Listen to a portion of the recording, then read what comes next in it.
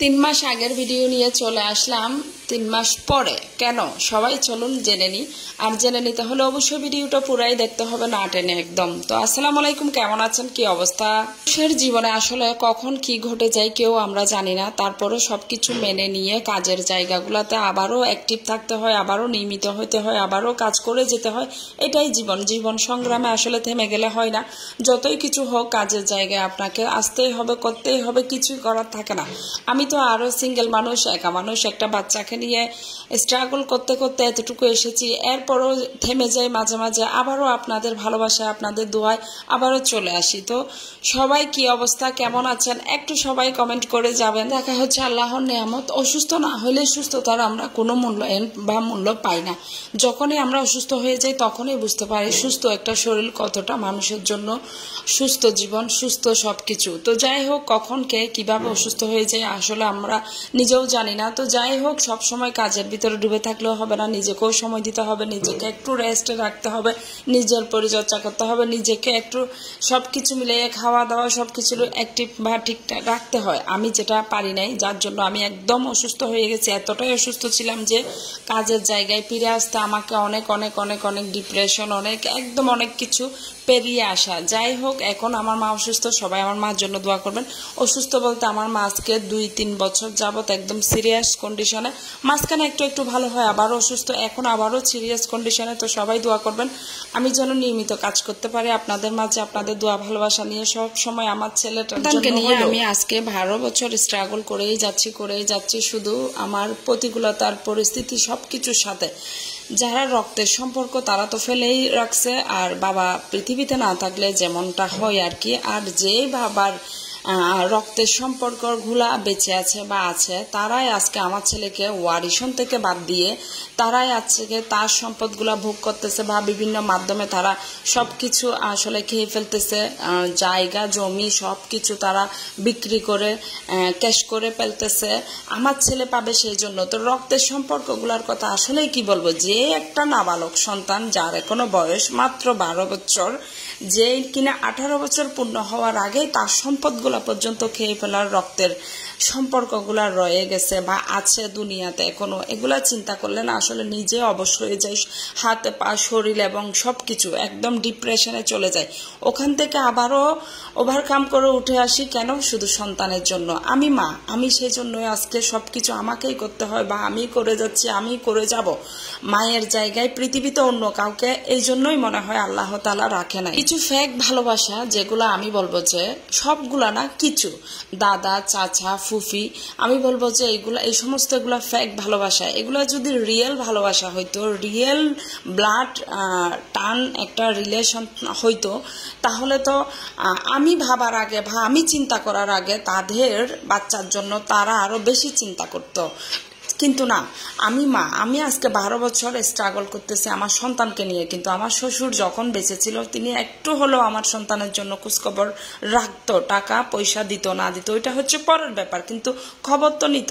But উনি মারা যাওয়ার পরে আমার যে শ্বশুর বাড়ির লোকগুলা, আমার বাচ্চার রক্তের সম্পর্কের মানুষগুলো আছে, তারা একটাই কাজ করেছে, সেটা হচ্ছে ফেক একটা ওয়ারিশন বানিয়ে সেই ওয়ারিশন দিয়ে আমার শ্বশুরের এবং আমার হাজবেন্ডের নামে যা সম্পদ ছিল সব একে একে একে একে বিক্রি করতেছে। আর আমার সন্তান নাবালক একটা বাচ্চা পাবে সেই জন্য সবকিছু ক্যাশ করে ফেলতেছে। তো আল্লাহ একজন আছে, অবশ্যই আমরা মরে গেলে তো শুধু 2টা হাত খালিই নিব, কখনোই কেউ 2টা হাত ভরে কিছু নেয় নাই। আমিও নিব না, আপনিও নিব না, বা তারাও নিবে না। কিন্তু আজকে অনেক কষ্ট থেকে এই কথাগুলো শেয়ার করতে হলো। আমি অনেক ডিপ্রেশনের ভিতরে কয়েক মাস গিয়েছি, এর ভিতরে অসুস্থতা। আমি আজকে প্রমাণিত হইলো আমি মা, আমি আমার সন্তানের জন্য রিয়েল ভালোবাসা, রিয়েল স্ট্রাগল, রিয়েল সবকিছু। অন্যরা ছিল ফেক। আমি কাউকে আঘাত করার জন্য ভিডিওর ভয়েস ওভারটা এভাবে দিই নাই। আসলে কারো মনে আঘাত লাগলে সেটা আমার কিছুই করার থাকে না, কারণ কিছু কিছু মানুষের জন্য আমাদের সবাইকে কিন্তু অপমানিত হয়, অপদস্থ হতে হয়, বা আঘাত পেতে হয়, কষ্ট পেতে হয়। আসলে সবাই খারাপও না, সবাই আবার ভালোও না। দিনের দুনিয়ায় মানুষ হয়তো বা একটা কথা ভুলে যায়, যে কথাটা হচ্ছে আল্লাহ তাআলা কোনো তার বান্দাকে পাঠানোর আগেই কিন্তু তার রিজিক নির্ধারণ করে পাঠিয়ে দেয়। আর যাকে দুনিয়া থেকে নিয়ে যাবে তার রিজিকটা শেষ হলেই তাকে নিয়ে নিয়ে যায়। সো আমার বাচ্চার কিন্তু সেরকম রিজিক দিয়ে দুনিয়াতে পাঠিয়েছে। আপনি আমি কে? হয়তোবা আমি আমার কষ্টের মাধ্যমে যেটুকু টাকা ইনকাম করতেছি ওইটা আমার ছেলে না থাকলে হয়তোবা আমি করতে পারতাম না। ওর রিজিক বা ওর ভাগ্যের জন্যই হয়তোবা আমাকে দিয়ে তার জন্য দিয়ে দিচ্ছে, না হয় ও চলতেছে বা আমি চলতেছি কিভাবে। তো যাই হোক, তাদের উদ্দেশ্যে আমার একটাই কথা থাকবে, জয় তো আমার এই হবে বা আমার সন্তানেরই হবে। যারা হুদায় আমাকে কিছু পেরেশানি বা হয়রানি করাচ্ছে, আল্লাহ তাদেরকে হেদায়েত করুক। আর এতিমের হককে এই পর্যন্ত কেউ না বড় থেকে ছোট হয়েছে ভা একদম ভিক্ষা করছে ভা তার শাস্তি দুনিয়া এবং আখিরাত দুই জায়গায় হয়েছে। তবে খেয়ে কি বড় কিছু কখনো কেউ হয় না, আপনি ভা হবেন না বা আপনারাও। যাই হোক, কষ্ট থেকে ভিডিওটা আসলে আপলোড দেওয়া। আমি এতটাই ডিপ্রেশনে বা এতটাই কষ্টে ছিলাম যার জন্য আমি একদম অনলাইনে আসবো কি, আমি আমার মুখ দিয়ে কথাও বের হচ্ছে না, কারণ আমি আসলে ফিজিক্যালি অনেক অসুস্থ।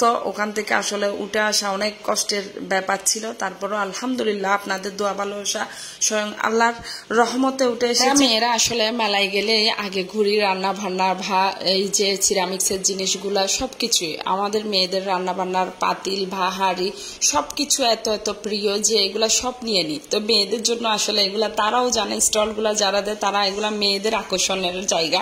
একদম মেয়েরা গেলে এমন কোনো মেয়ে বুকে হাত দিয়ে বলতে পারবে না যে এই জিনিসগুলা তাদের ভালো লাগে নাই। অনেক আপুরা আছে যে একদম অনেক অনেক নিয়ে নিচ্ছে। আমি জানি না তারা এত এত জিনিস কেন নেয় বা কিভাবে, এটা একটা শখ হইতে পারে, বাট আমার আসলে ওরকম কোনো শখ নাই। আমি অনেক শখকে দূরে রাখি। আসলে শখকে যদি এতটা জীবনে প্রায়োরিটি বা এতটা প্রাধান্য দিই, জীবন তো চলবে না, কারণ আমার একা সংসার। তো যাই হোক, এখানে হচ্ছে লুঙ্গির দোকান। মেলায় এই প্রথম বাণিজ্য মেলায় আমি লুঙ্গির দোকান দেখেছি। আসলে আপনারা আগে কখনো কেউ দেখলে কমেন্ট করে যাবেন, আমি দেখি নাই, আমি প্রথম। আমি অনেক হাসছি। যাই হোক, সব দিকে ঘুরে এখানে ফানি সিপারগুলোও অনেক ভালো ছিল, একদম রিজনেবল প্রাইজের ভিতরে আমি নিয়েছি একটা। তো যাই হোক, সব দিকে ঘুরছি, অনেক দোকান এখনো হয় নাই, এখনো হয়েছে ওরকম। এখন বলতে আমি যখন গিয়েছি তখন, আমি তো ভিডিওটা 3 মাস পরে দিচ্ছি, ওই জন্য এখানে সব জিনিসে কিন্তু ভালো লাগার জিনিস কিনতে গেলে কিন্তু ভালো লাগার না, কিনতে গেলে কিন্তু অনেক টাকা লাগে, যেই টাকা ব্যাগ ভর্তি করে নিয়ে যেতে হবে। হোক বা এমনি মার্কেটিং হোক, যেখানেই হোক না কেন, আমি মনে করি আসলে যেটা আমার লাগবে সেটাই নেওয়া উচিত। অতিরিক্ত ব্যয় করা কিন্তু শয়তানের হাড্ডি। আমি জানি না, সেটা আমি শুনেছি, বাট আমি করি না। আমি অতিরিক্ত কেনাকাটা সেই ছোটবেলা থেকে, আমার বাবা আমাকে যদি স্কুলের টিফিনের জন্য টাকা দিত, ওই টাকাগুলো না আমার পকেটে থাকতে থাকতে থাকতে থাকতে কি একটা সময় অনেকগুলা টাকা হয়ে যেত। যখন আমি স্কুল ড্রেসগুলা কোনো সময় তো আমিই ধুইতাম, কোনো সময় আমার মা ধুতে গেলে বলতো এখানে এতগুলা টাকা, যা টাকা দিছো তুমি মনে হয় সব রেখে দিছো। আমার মতো কে কে আসো অবশ্যই কমেন্ট করবা। আর এখানে ঢুকেছি আমি একটা, মনে করলাম যে কি রাইস কুকার নিব, কিন্তু সাধ্যের বাহিরে দামটা। যদিও আমি বাইরের দিকে নিব, আমার মনে হয়েছে মেলাতে ওইগুলো অনেক দাম।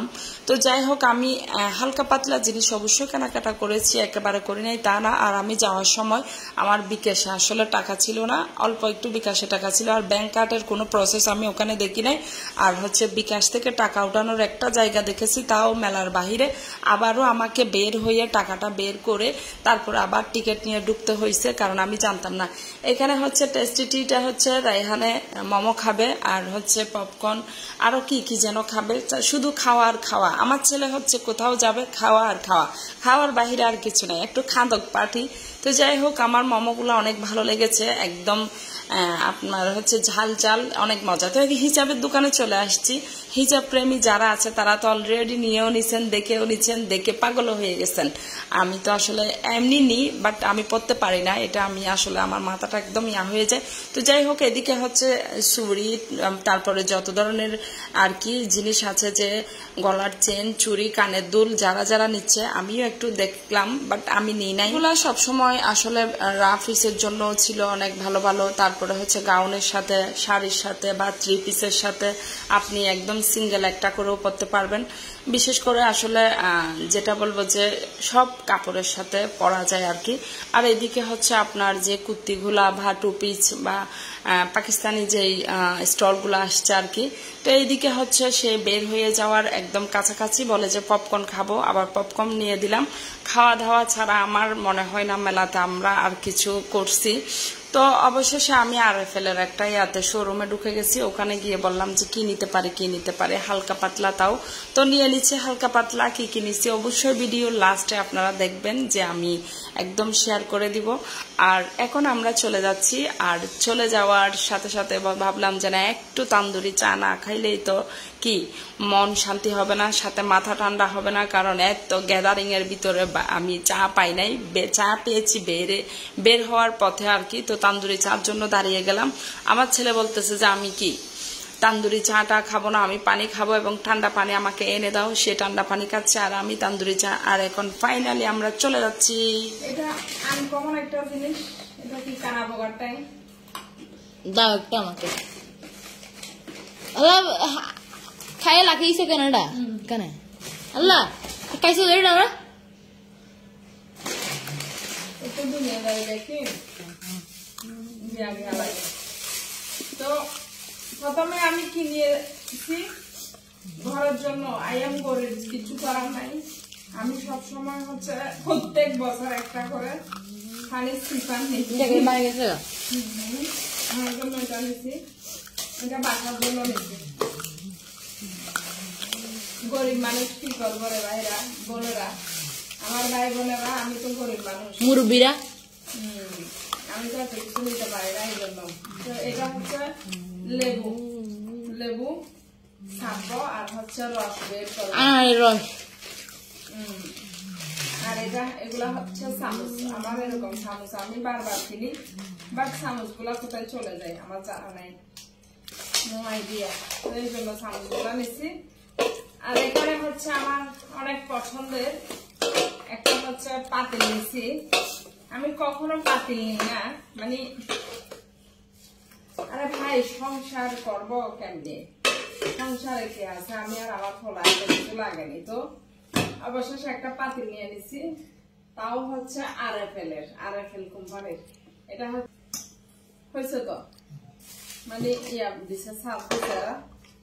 তো এগুলা হচ্ছে সিপার গুলা, এগুলা RFL এর 160 টাকা করে দুইটা নিছি। দুইটা আমার দুই ছেলের জন্য দুইটা। তা আর কিছু নিছি আমরা? নো, আরো কিছু নিই না। তা আমার মার জন্য একটাই আনিছি, যদিও আমার মা এখন এদের বাড়িতে, আমার বাড়িতে নাই। কি করে? তারপরও একটা হচ্ছে ওই যে হিজাবের মতো নিয়ে নিছি, বড় সড়ো আর কি।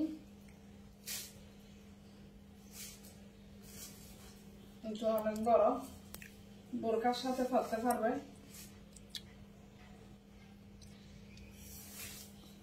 তো আবার যাবো, আবার গেলে টুপিটা কি সবার জন্য একটা করে হিসাব নিয়ে মাই গেছে গা, ওই ফান হয়ে যাচ্ছে গাওয়া।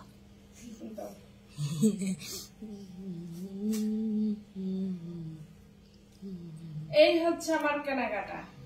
তো সবাই ভালো থাকেন, সুস্থ থাকেন।